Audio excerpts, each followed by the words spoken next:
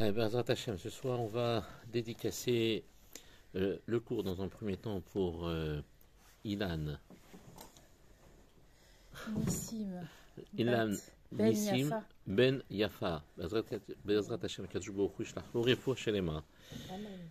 Et comme aujourd'hui c'est Yom HaShoah, on va aussi dédier le shiur à tous nos parents, nos grands-parents, tous nos frères qui ont disparu dans des conditions terribles et dramatiques. Bezrat Hashem, Kadosh Baruch Hu venge leur sang et que ces paroles de Torah les élèvent encore plus haut que là où ils sont. On dit que quand un juif est tué pour son statut de juif, peu importe son niveau de religion, il est immédiatement considéré comme un tzaddik gamour et va directement au Gan Eden.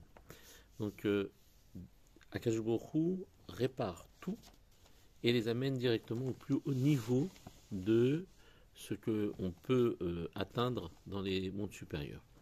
Donc, on n'a pas de souci les concernant, mais simplement nous devons de nous rattacher à eux et d'associer nos paroles, nos pensées à eux, parce que lorsqu'on élève l'âme d'une personne et que l'on est lié à cette personne, eh bien forcément on s'élève avec. Donc en fait, c'est un peu comme si on se hissait à travers l'élévation que l'on fait de leurs âmes. Amen. Parashat Tazriach Metzora, parashat qui vient juste après la parashat Shemini. Parashat Shemini, comme on ne s'est pas vu la semaine dernière, ni depuis déjà un bon bout de temps, parashat Shemini est une parasha dans laquelle on va énumérer les types d'aliments cachers, ceux qui ne sont pas cachers, les animaux cachers, les animaux qui ne sont pas cachers. Comme par exemple, dans les mammifères, on aura deux critères indispensables qui doivent être coexistants chez la bête pour la rendre cachère, c'est ruminant et sabot fendu. Si elle n'a que un de ces deux critères, elle n'est pas cachère, bien que, par exemple, elle est ruminante, mais elle n'a pas les sabots fendus, ou qu'elle n'a les sabots fendus qu'elle n'est pas ruminante, elle est exactement au même titre que le chazir, le porc ou un autre animal interdit à la consommation. Et les poissons, c'est les écailles et les nageoires qui vont définir leurs critères de cacheroute.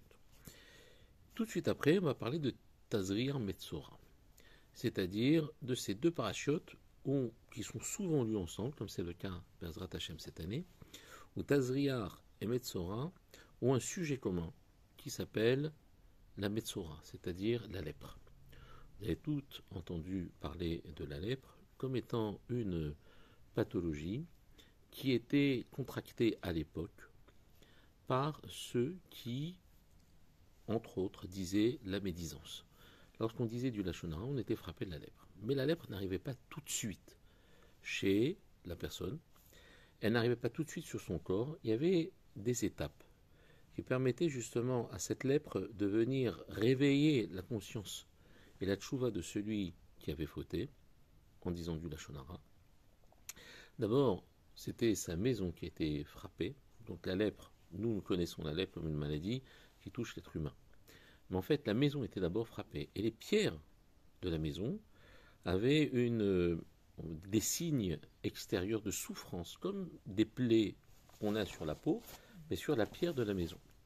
Et le Kohen venait analyser le type de transformation qu'il y avait au niveau de la pierre, et en fonction justement de cette plaie, de cette constatation, le Kohen devait donc déclarer si oui ou non la maison était impure, et on devait procéder après un certain processus.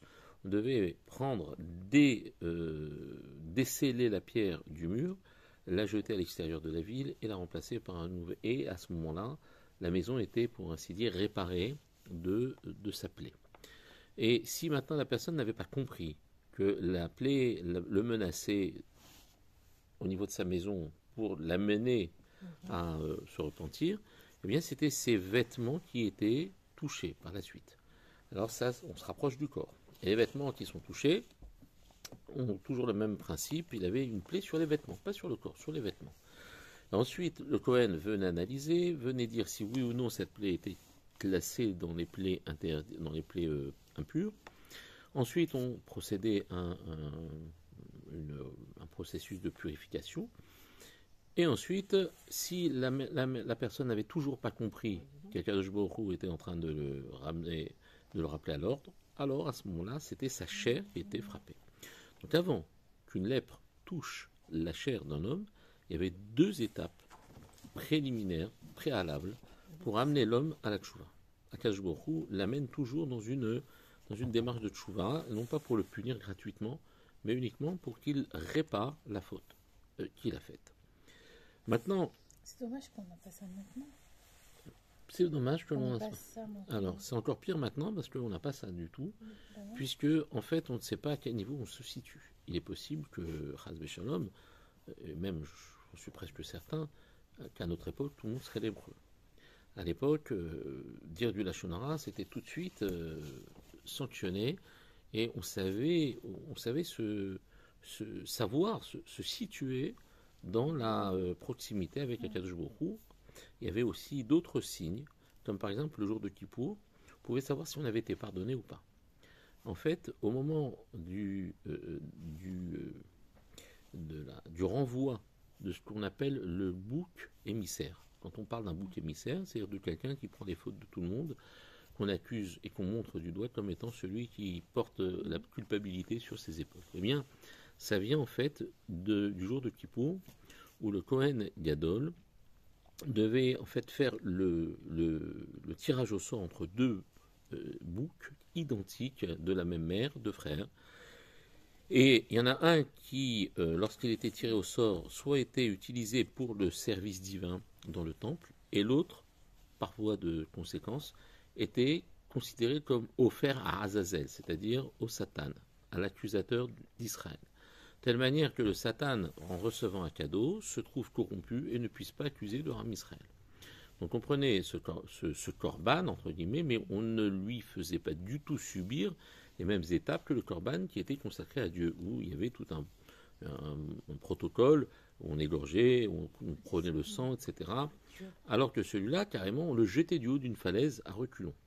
On l'amenait, alors il y avait comme ça vivant, il y avait un Kohen émissaire, qu'on appelle le Kohen Amshaleach, qui lui prenait le séhir, il l'amenait jusqu'au bord, un pic de la falaise, il prenait le bout, il lui accrochait un fil de laine rouge entre les 2 cordes, d'accord.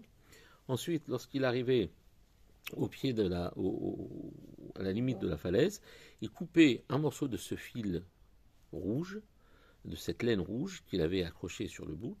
L'autre partie, il y avait une sorte d'émission-réception. Vous voyez, c'est-à-dire qu'on prenait une partie du fil qui était sur les cordes du séhir, on l'accrochait sur le pic de la montagne et de la falaise, et on accrochait ce fil rouge, et ensuite on prenait le bouc avec le reste du fil rouge sur une de ses cornes, et on le jetait reculons, et il se délabrait, il se fracassait, démembrait dans la chute du haut de la falaise. Vous allez me dire, c'est un petit peu particulier. Comme, un peu violent. Un peu violent. Hein. Ne dites pas à Brigitte Bardot, je vous en supplie. Ce que je viens de dire, je ne veux pas avoir de problème. Et donc, qu'est-ce qu'on va apprendre de là? Qu'au moment où le séhir se démembre et qu'il meurt, eh bien, le fil blanchit. Et à l'époque, je crois même que c'était à l'époque du premier temple, chacun accrochait un fil rouge à son balcon, et au moment où le Kohen envoyait le bouc du haut de la montagne, chacun chez soi voyait son fil blanchir. Ça voulait dire qu'Akadosh Baruch Hu nous avait pardonné.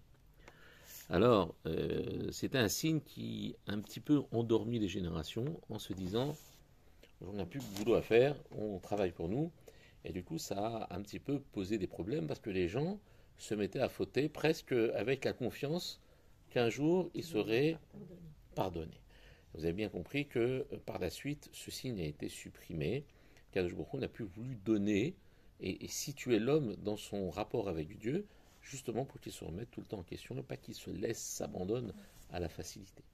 Donc ça, c'est en rapport aussi avec le fameux lépreux. Aujourd'hui, on n'a même pas le mérite, parce que je ne sais même pas si le fait d'avoir la lèpre, on n'aurait pas compris de cette lèpre tout simplement qu'on n'a pas de chance. Voilà. on n'aurait pas compris le message divin. On n'est pas à ce niveau-là. Aujourd'hui, il y a des gens qui sont éprouvés, qui ne comprennent pas pour autant que l'épreuve, c'est pour les ramener à l'ordre. Au contraire, ils lèvent les yeux au ciel et manque de respect à Kajbourg en disant mais pourquoi tu me fais ça, qu'est-ce que je t'ai fait, et pourquoi ça m'arrive à moi, etc. Vous ne pouvez pas vous imaginer à quel point c'est grave de faire ça. Nous, on a un sentiment comme ça, un sentiment d'indignation, comme si, oui, mais pourquoi tu me fais ça, j'ai rien fait, et je mérite pas ça. Ça, Chas Shalom, il ne faut pas dire ça. Donc, revenons à notre sujet. La lèpre, donc c'était une maladie qui touchait l'être humain, mais c'était une maladie physique, mais d'origine spirituelle. Pourquoi ? Parce qu'on voit bien qu'une maladie, si elle avait été purement physiologique, n'aurait pas attaqué les pierres. Et puis même si on parle de contagion, certains vous diront, non, ici on parle de la contagion, comme on a connu dans le Covid, que les objets sont contaminés et qui transmettent la maladie, ça reste que le Cohen, quand on parle de plaie, on parle de quelque chose de visible, on ne parle pas de miasme, on ne parle pas de microbes, on ne parle pas de bactéries, on parle d'une plaie qui est similaire à la plaie qu'on a sur la peau, mais sur la pierre ou sur les vêtements. Ceci étant introduit, pourquoi cette juxtaposition entre la paracha de Shemini et la paracha de Tazria ? Eh bien parce que la paracha de Shemini, c'est fais attention à ce qui rentre dans ta bouche, c'est la cache-route, et la paracha de Tazria, c'est fais attention à ce qui sort de ta bouche. Je n'ai pas compris pourquoi Hachem il a supprimé ces trois épreuves. Pourquoi il a supprimé ces trois preuves ? Ces avertissements. Voilà. En fait, je pense qu'il faut avoir un certain niveau pour, pour être guidé sur les rails. On est maintenant tellement loin qu'à la limite, ces signes seraient presque inutiles. On est tellement loin, c'est un peu comme si vous demandiez qu'une femme de ménage vienne faire régulièrement le ménage chez un ferrailleur. Vous voyez ce que je veux dire ? Le type, il est un atelier de 600 mètres carrés avec, il y a du fer rouillé partout, mais il est MacPid pour que la femme de ménage, elle fasse 6 heures de ménage par semaine. Ça ne sert à rien. Vous voyez ce que je veux dire ? On n'est pas du tout dans la finesse, on n'est pas du tout dans le peaufinement de l'être humain, on est carrément dans le gros œuvre de nos jours. On est dans le 50e degré d'impureté. À l'époque du Beth Amikdash, c'était différent. Et d'ailleurs, le moindre écart que nous considérons comme quelque chose de très grave, parce qu'on dit que nos pères, par leur comportement, ont engendré, ont provoqué la destruction du Beth Amikdash. Alors nous, on est en train, fort de notre amour propre et estime de soi, on dit, eux, ils ont fauté, c'est pour ça que le Beth Amikdash, il a été détruit. Mais la Gemara a dit, toute génération contemporainement à toute génération, si le Beth Amikdash n'est pas reconstruit, c'est comme si cette génération était considérée comme celle qui l'avait détruit. Donc en fait, si nous on ne reconstruit pas le Beth Amikdash, ça veut dire que si nous avions été cette génération, on l'aurait détruit. Pourquoi ? Parce qu'Akadosh Baruch Hu, il attend qu'une seule chose, c'est que on se prenne en main. Donc si jamais Dieu, il veut que le Beth Amikdash, qu'est-ce que ça coûte à Dieu de faire venir le Beth Amikdash ? C'est parce qu'il sait que s'il remet le Beth Amikdash entre les mains de cette génération, il va être détruit. Donc il attend que nous nous remettions en question. C'est pour ça qu'on est plus dans le peaufinement, le réglage millimétrique avec la lèpre par rapport à notre situation qui est carrément du gros œuf, comme on a dit. Donc revenons à notre sujet. On a dit que Parashat Shemini, c'est fais attention à ce qui rentre dans ta bouche, la cache-route. Et Parashat Tazria, fais attention à ce qui sort de ta bouche. Donc on voit que la bouche, c'est quelque chose qui va être extrêmement importante dans la vie d'un homme. Et cette bouche, il va falloir faire attention, notamment, alors il y a des gens qui sont très macpites sur, attention, il faut manger tel et tel ashgacha, mais qui vont dire des choses gratuitement, des méchancetés gratuites, et qui ne se rendent pas compte que non seulement c'est aussi grave, mais même beaucoup plus grave, parce que lorsque je mange un aliment et que je fais tchouva, c'est fini, j'ai tout réparé. Mais si j'ai dit du lachon hara sur une personne et je fais tchouva, la tchouva consiste à dire pardon à la personne, mais combien de personnes j'ai lésé sans le savoir. Donc ça veut dire qu'en fait, le lachon hara, c'est quelque chose que je peux ne jamais rattraper. Parce qu'il faudrait que j'ai la liste exhaustive de toutes les personnes sur qui j'ai dit du lachon hara. Mais après, comme on dit, loin des yeux, loin du cœur. Au début, on le regrette et puis après, on l'oublie. Il y a une histoire que j'ai dû déjà vous raconter, que j'avais entendue quand j'étais petit, le jour du Kippour. Notre rabbin à l'époque, Ramatouitou, nous a raconté une histoire qui m'a marqué depuis et qui me rappelle souvent à l'ordre. Il rapporte qu'un jour, il y a un chassid, un homme pieux, qui, pendant les slichot, était en train de faire al-chet shechatanu milashonara, pour la faute que nous avons faite de dire du lashonara, al-chet shechatanu. Il était en train de faire les tachanunim. Et il s'est rendu compte d'un seul coup, alors qu'il le disait tous les ans, que le lashonara c'était quelque chose de très grave. Alors il est parti voir son rave. Il dit, Rabbi, voilà, je suis particulièrement perturbé en ce moment. Depuis le début des slichot, quand j'arrive à la phrase al-chet shechatanu milashonara, j'ai besoin de réparer cette faute. Je suis sans doute coupable de la shonara, mais je t'en supplie, dis-moi comment je dois pardonner, expier cette faute. Je t'en supplie, donne-moi le moyen de pouvoir m'en détacher de cette faute. Alors il lui dit, écoute, un petit peu compliqué. Il va falloir passer par plusieurs étapes, et ça va se faire en plusieurs jours. Il dit, je suis prêt à faire tout ce que tu me demandes. Alors il dit, voilà, première étape, tu vas acheter un sac de plumes au marché, un gros sac de plumes. Et ensuite, tu reviens de moi, je vais te dire ce qu'il faut faire. Donc, il part, il achète un sac de plumes, il revient voir le Rav. Rabbi, j'ai fait ce que tu m'as demandé, qu'est-ce que je dois faire? Il dit, maintenant, tu vas aller dans le quartier juif et tu vas déposer une plume devant toutes les maisons, d'accord? Les maisons juives, tu vas déposer une plume comme ça, d'accord? Et après, tu reviens me voir. Donc, l'homme en question, il dit, mais compte bien le nombre de plumes que tu as déposées. D'accord? Ok, donc il dépose. Il en a déposé, on va dire, 100. Il revient voir le Rav et il dit, ça y est, j'ai fait ce que tu m'as demandé. Et il dit, alors maintenant, jusqu'à ce que tu aies récupéré toutes les plumes, sans exception, tu reviendras me voir. Alors l'homme lui dit, ok. Et donc il est parti, au bout d'une semaine, le Rav s'attendait à ce que l'homme ne revienne pas.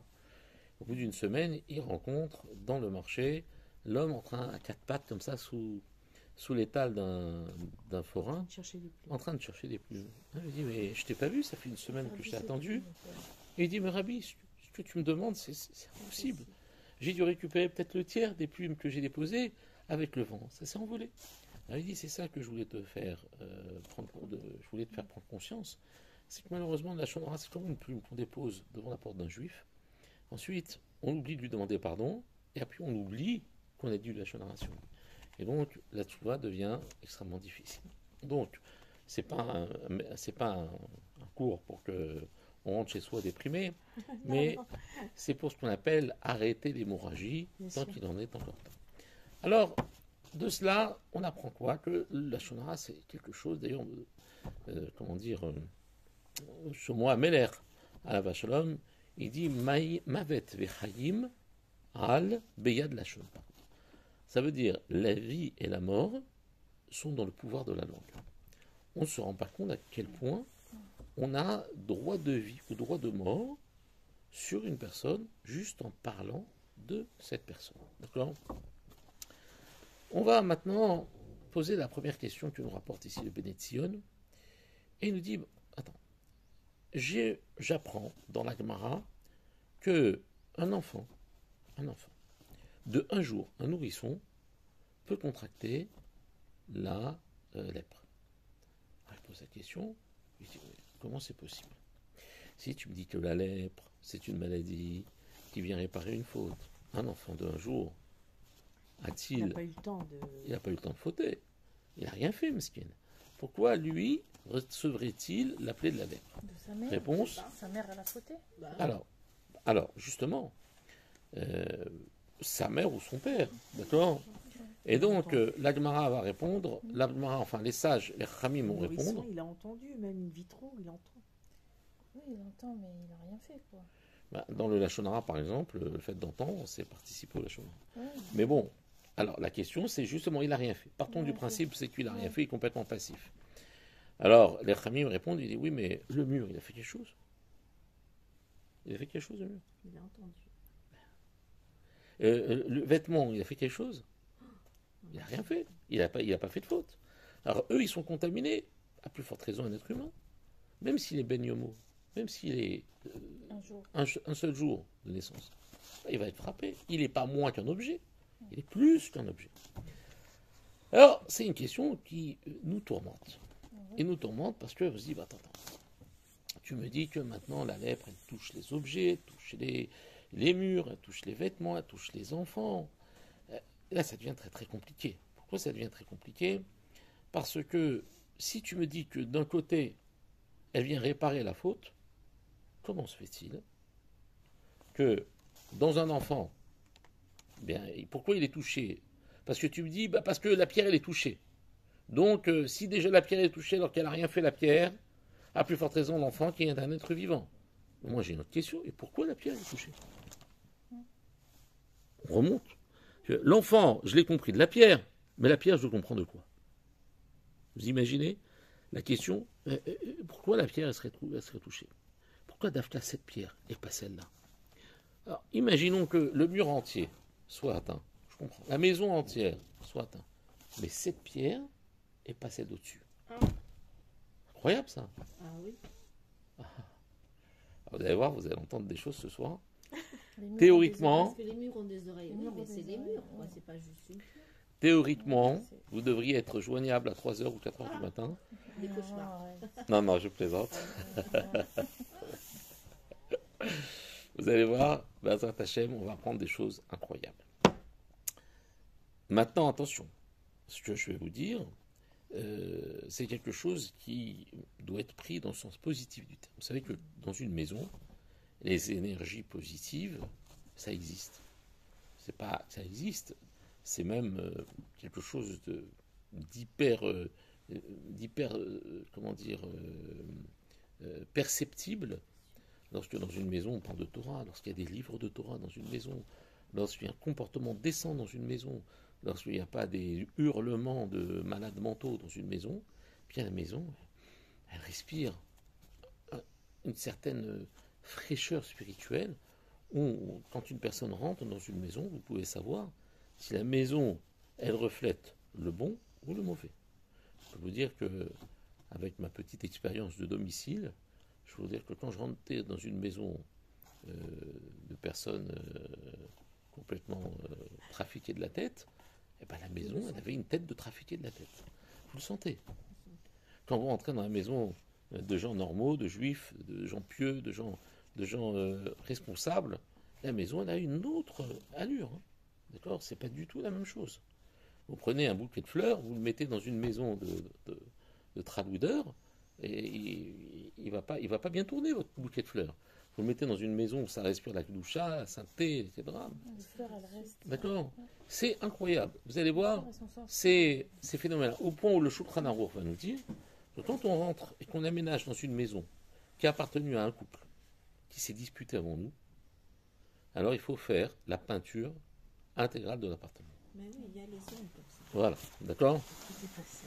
Il faut faire des travaux. Il faut tout Il faut changer. savoir ce qui s'est passé avant, pourquoi ils veulent partir. Moi, j'ai un Les cousin. maisons, Voilà, moi j'ai un cousin, que Dieu lui donne une longue vie, quand il déménage dans un appartement, s'il pouvait détruire l'immeuble pour refaire les travaux, il en ferait. C'est alors lui, il est grave. Non, Il est grave. Il a acheté un appartement, Tu le il a vois fait 6 mois de comment travaux. il l'a acheté, 6 tu mois de reviens travaux. après pour voir quand il a fini. Tu Mais sais il a pas tout que changé. On ne sait pas si avant c'était un appartement ou c'était un supermarché, on ne sait pas. On ne peut pas reconnaître. Non, mais c'est vrai, ça c'est reconnu. Bon, en tout cas, qu'est-ce qu'on apprend de là? On apprend de là quelque chose de phénoménal. Il y avait, à l'époque de David Améler, du roi David, il y avait un homme qui avait une très belle femme, une prophétesse comme femme. Elle s'appelait Abigail. Mais cet homme, il a fauté à l'égard de David. À l'époque, il était marié avec Abigail et David Améler ne connaissait pas Abigail, il n'était pas marié avec elle. Elle est devenue une de ses femmes à la mort de son mari. Et un jour, David Améler a envoyé en mission ses soldats vers cet homme qui s'appelait Naval. Et il les a, comment dire, mandatés pour aller chercher chez cet homme des vivres au nom du roi pour les personnes, comment dire, les hommes qui étaient en mission. Il a dit aller chercher des vivres chez cet homme Naval au nom du roi David. Ils sont arrivés et cet homme lui a dit oh, il dit au serviteur de David, du roi David. Il lui dit mais c'est qui David? C'est qui ce Ben Ishaï là pour qu'il J'en connais moi plein des esclaves comme ça qui se prévalent devant leur maître, d'accord, alors qu'ils ne ramènent pas votre... Je parle du roi comme ça. Vous savez ce que c'est un crime de lèse-majesté? On est passible de mort. Donc, les serviteurs reviennent bredouille, ils disent à David Améler, il dit, on y va, on va lui zigouiller. David Améler, il descend, c'est le psaque, la décision, on manque de respect à l'égard du roi, le roi a l'obligation de le sanctionner pour, justement, que l'autorité royale soit maintenue. Imaginez qu'on puisse parler comme ça à un roi, mais c'est fini, ils se bouffent entre eux, les gens. D'accord? Et le roi, il est représentant de la royauté divine. Donc si la royauté divine est galvaudée à travers le mépris que l'on a du roi, le résultat, il est catastrophique. Donc le roi le fait au nom de la dignité divine. Et il va pour tuer. Et sur le chemin, Abigail rejoint David, qui est en chemin. Si je t'en supplie, aie pitié de mon mari. Il sait pas, il a Naval, il s'appelait Naval. Il dit voilà, il savait pas ce qu'il disait, truc. Je t'en supplie, protège-le, aie pitié de lui, et souviens-toi de ta servante, en lui montrant que finalement, bon, elle avait elle avait vu dans la prophétie, pour sa cite prophétesse, qu'elle allait devenir la femme du roi David, après la mort de son mari, bien évidemment. Finalement, l'histoire se termine, Naval va mourir, pas par la main de David, et Abigail va se marier avec David Améler. Mais entre-temps, lorsque la femme revient voir son mari, il lui dit, tu vois, je suis allé voir le roi David, tu as vu ce que tu as fait, et tu as ceci et cela. Lui, il était un petit peu bourré, il a son vin, c'est sorti de lui, va t'être yaïn, et Minaval va taged l'olisha, et Tadevarim Aele, sa femme lui a raconté ce qu'il a fait, parce qu'il n'en était pas tellement conscient, Vayamot libo, et son cœur s'est mis à mourir Bekirbo en lui, Ve'u aya le even, et lui était une pierre. Voilà ce que dit le texte. Normalement, on aurait dû dire, il a été sclérosé, sténosé, pétrifié, tout ce que vous voulez dire, comme une pierre. Et on aurait dû dire, Vayehi le even, il est devenu comme une pierre. Mais il y avait marqué, Ve'aya. Il est devenu une pierre, pourquoi? Parce que quand il a entendu que David Améler, justement, avait voulu le tuer, etc., parce qu'il avait manqué de respect, quand il a pris conscience de ça, lorsque son vin est sorti de lui, eh bien, il a eu peur, il a été pétrifié. Mais la phrase pour dire il a été pétrifié n'est pas dite de manière habituelle. Il n'y a pas marqué Vayehi le even, il est devenu une pierre. Non, il y a marqué Vehu aya le even, alors qu'il était une pierre. C'est pas comme ça qu'on doit dire. C'est-à-dire il est mort? Non, ça veut dire alors qu'il était une pierre. Normalement, on aurait dû dire il est devenu comme une pierre pétrifiée. Son cœur s'est saisi et il est devenu pétrifié. C'est ça, une pierre, c'est quoi? C'est être pétrifié. Bon, on traduit par volontairement comme ça, de manière un petit peu rustique, parce que c'est tout le sens du verset, il est là-dedans, dit le Harizal. Alors il dit, je comprends pas. On aurait dû marquer Ve'aya leven, Ve'ayehi, pardon, leiven. Il est devenu une pierre, il a été pétrifié. Là, il dit, alors qu'il était une pierre.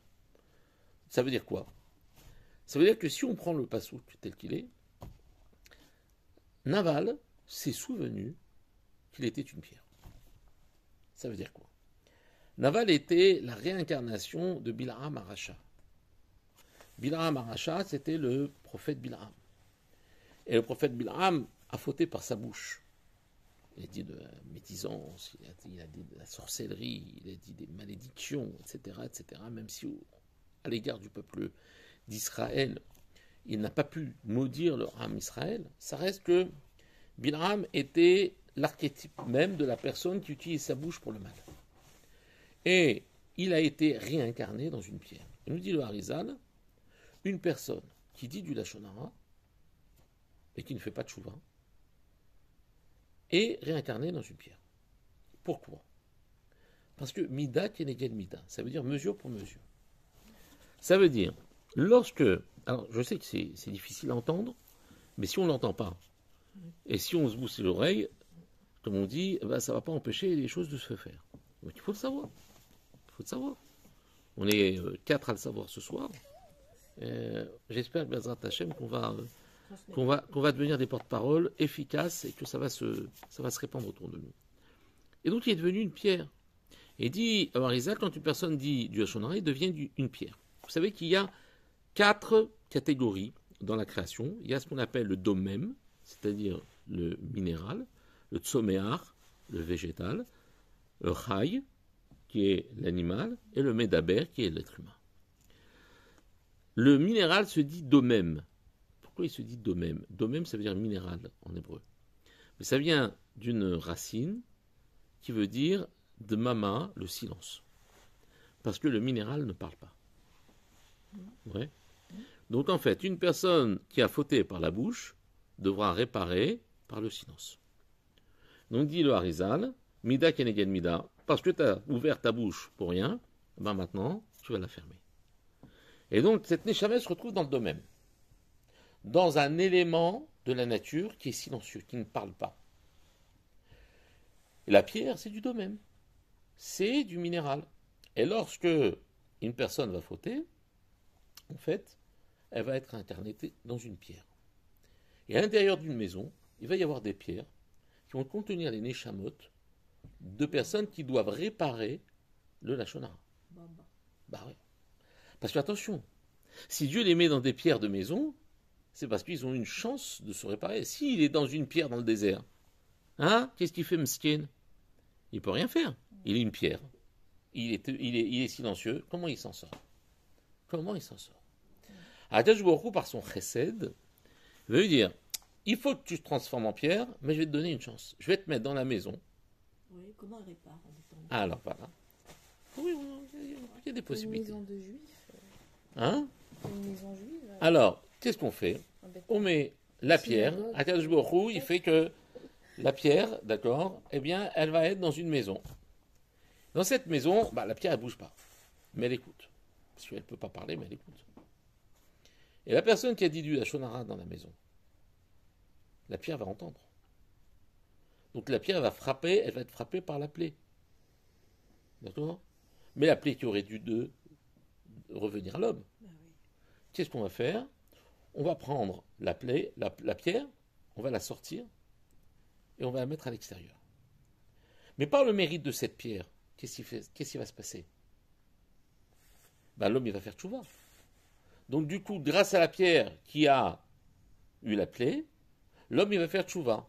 En faisant tchouva sur le Lachon Hara qu'il a dit, il répare la tchouva, il répare la neshama qui a été réincarnée dans la pierre. Et la neshama est libérée. Donc Akadosh Baruch Hu, qu'est-ce qu'il fait? Il fait ce système qui va permettre, même à ceux qui ne peuvent rien faire pour se faire pardonner, eh bien, ils vont écouter le Lachon Hara et l'exprimer à travers une plaie par laquelle ils vont être frappés, pour que l'homme, en voyant sa maison détruite et que ses pierres ont été enlevées, fasse chouva, et que la pierre ait servi à réparer la faute de cet homme, et donc, par voie de conséquence, réparer sa propre faute. Ça, c'est ce que nous rapporte le Harizal. C'est pour ça qu'il nous dit, quand Naval il a entendu ce qu'il avait dit sur David Amelech, sa femme elle lui a dit, t'as vu ce que t'as dit? Ve'u ayal et even. Il s'est souvenu, son âme lui a rappelé qu'elle était l'âme de Bilham, et que Bilham était une pierre à la suite de sa faute qu'il a fait avec sa bouche, et que lui a récupéré cette neshama de cette pierre, et donc il s'est souvenu que quoi? Il était une pierre. Et là, il a eu peur. Il a eu peur. Et donc, par ce biais-là, nous dit le Harizal, voilà que lorsque, à l'époque, les pierres étaient frappées, c'est parce que les neshamot qui étaient à l'intérieur devaient être réparés. On rapporte beaucoup d'histoires chez les chassidim arishonim, les premiers chassidim, le Baal Shem Tov, le Harizal, etc., qui étaient des tzedikim incroyables, que eux savaient qui devait être réparé, qui ne devait pas l'être. Le Baal Shem Tov voyageait beaucoup et savait que Motzei Shabbat, quand il prenait son fiacre pour se rendre dans un endroit, il laissait son fiacre partir comme ça, vers la mission vers laquelle il se sentait attiré, et il faisait des réparations chez les animaux, chez les fruits, chez les trucs, chez les êtres humains. Et il était comme ça capable de percevoir ce que nous ne percevons pas, parce que nous sommes très très loin du niveau du Baal Shem Tov.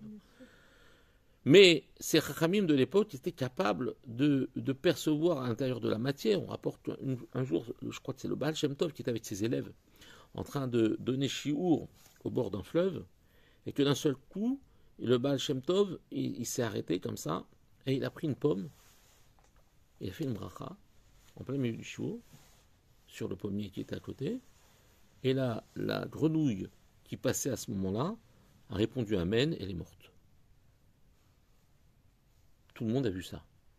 Il leur a expliqué, il dit, cette grenouille, c'est un gilgoul d'une personne qui a refusé de dire Amen un jour, et donc maintenant, cette Neshama, elle est passée à ce moment-là, il fallait à tout prix la sauver, et le Baal Shem Tov a fait la bracha sur le fruit pour qu'elle réponde Amen. D'accord? Mon père Zichrono Bracha, lorsqu'il y avait un pigeon mort, qu'est-ce qu'il faisait? Il venait à la maison et il nous faisait une bracha pour dire que la mort de ce pigeon soit une expiation pour les fautes de tout le Ram Israël. C'est-à-dire qu'il y a une communication qui s'établit entre notre environnement et nous-mêmes. Il faut en être conscient. Il ne faut pas penser que nous sommes seuls au monde et que tout ce qui est autour de nous est inerte. C'est faux. Tout ce qui est autour de nous est à notre service pour que nous soyons capables de comprendre le message par le biais de ce qu'on appelle l'itlamdout. C'est-à-dire qu'il n'y a pas de hasard dans le monde et que tout ce que nous allons rencontrer, ce sont des messages divins parce qu'ils nous aiment. C'est pour cela que quand, par exemple, on est dans une maison, eh bien, on imprime le maximum d'énergie positive à l'intérieur de notre maison. On lit des Teilim, on étudie la Torah, on y chante. Il y a quelque chose d'important. Chaque fois que l'on va étudier la Torah, même lorsque une personne étudie à un endroit précis, l'endroit va être plus imprégné qu'un autre. Il y a un psaq dans le Shulchan Aruch qui dit que si une personne a le choix de faire la prière chez elle, seule à la maison, parce qu'elle n'a pas minyan, ou d'aller dans un Beth Knesset, toujours aussi seul, dans une synagogue, il faut qu'elle aille dans la synagogue. Pourquoi? Parce que dans la synagogue, toutes les tfilotes de toutes les keilotes, de tous les gens qui sont passés par là, sont imprégnés et elles vont faciliter le passage de cette fila. Donc on voit à quel point c'est important. Lorsque, par exemple, on va faire la chala, on va prélever du pain, la chala du pain. Eh bien, le fait de le prélever avec des tfilotes qui sont du fond du cœur, etc., eh bien, il faut savoir que le support va s'imprégner de la bracha. Et lorsque vous allez manger du pain sur lequel il y a eu des tfilotes, il n'est pas le même que le pain sur lequel il n'y a pas eu de tfilotes. Il n'est pas le même que le pain sur lequel il y a eu la remède ou la mauvaise humeur. Il faut que ça soit quelque chose de positif. D'accord? Je pense à ta levure là. Hein? Qu'est-ce que j'ai fait? Non, mon pain, il n'était pas bon ce Shabbat. Non, Non, mais c'est pas bon. ça ne veut pas dire... Il peut être Alors, bon, je vais vous dire mais, une chose. mais être de qualité, Si tous ceux qui étaient de bonne humeur avaient du bon pain, d'accord, c'est pas le cas. D'accord? Donc ça, c'est pas une question C'est de... la fait avec cœur. Oui, C'est oui. ça qui Bah comptait. voilà. J'ai fait plein de petites clés, il y en avait partout. C'était les clés du bonheur. Alors, Chaque enfant avait la sienne. Ah, c'est mignon. donc, on apprend de ça qu'Akadosh Baruch Hu, il est ce qu'on appelle mitgalgel, c'est-à-dire il fait en sorte que celui qui est méritant puisse donner du mérite à celui qui mérite, et celui qui n'est pas méritant puisse, on va dire, être sanctionné par celui qui n'en a pas. C'est-à-dire il fait des shidduchim entre les personnes qui sont méritantes et les personnes qui ne le sont pas. Et si jamais une personne qui n'est pas méritante, mais qui n'a pas été jugée parce qu'il a agi de manière comme ça, en secret, eh bien, il va connaître une galère par le biais d'une autre personne. Parce que cette personne aussi, elle n'est pas méritante, mais elle va mettre au grand jour à travers la galère qui va les confronter, que cette personne elle va recevoir quelque chose parce que justement elle méritait de recevoir cette galère. Maintenant, cette galère elle aurait pu venir à cause d'une branche d'arbre qui tombe ou d'un pot de fleurs sur la tête, mais ça va être quelqu'un qui va le frapper. Donc à ce moment-là, il va y avoir confrontation, il va y avoir le jugement.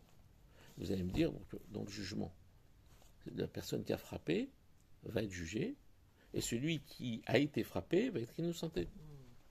Mais en vérité, nous on sait que quoi? C'est celui qui a été frappé qui a été coupable. Parce que pourquoi il a été frappé? Parce qu'il méritait d'être frappé. Oui. Par qui? Par quelqu'un qui était coupable. Mais comme il a été frappé, du coup il a été pardonné, parce qu'il a subi la réparation, et celui qui a frappé va être sanctionné, parce que lui n'avait pas été réparé dans le passé. Est-ce que vous avez compris le raisonnement? Oui, tout à fait. Donc en fait, quand vous arrivez devant un Beddin, le Beddin aurait dû dire, ah bah, c'est vous qui avez été frappé, donc c'est vous le responsable, puisque Kadosh Baruch Hu ne fait pas en sorte que celui qui est innocent soit sanctionné.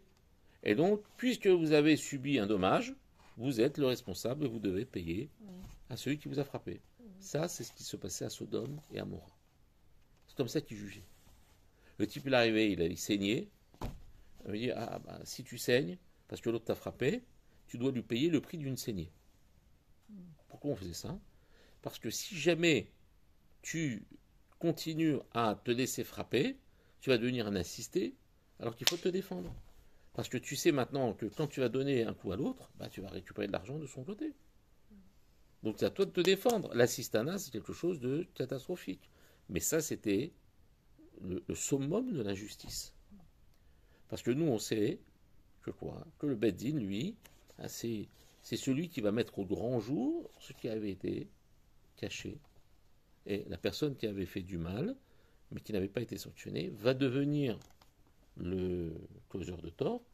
Il va être jugé pour ça. Et celui qui, lui aussi, a subi le dommage, va réparer à travers le dommage qu'il va subir. Donc, vous voyez comment Akadosh Baruch Hu organise le monde. C'est pour ça que tout ce qui est autour de vous vous parle, vous entend. À vous de leur faire entendre des bonnes choses et de leur faire dire les bonnes choses, Bezrat Hashem, par votre comportement, par notre comportement. Donc rentrez beaucoup de Torah dans la maison, beaucoup de tfilotes, beaucoup de teilim, beaucoup de... Vous ne pouvez pas vous imaginer à quel point c'est quelque chose qui apporte des éléments positifs. Même si vous ne les voyez pas, il faut être convaincu qu'ils existent. Et c'est le but du cours de ce soir. Vous avez des questions ou pas?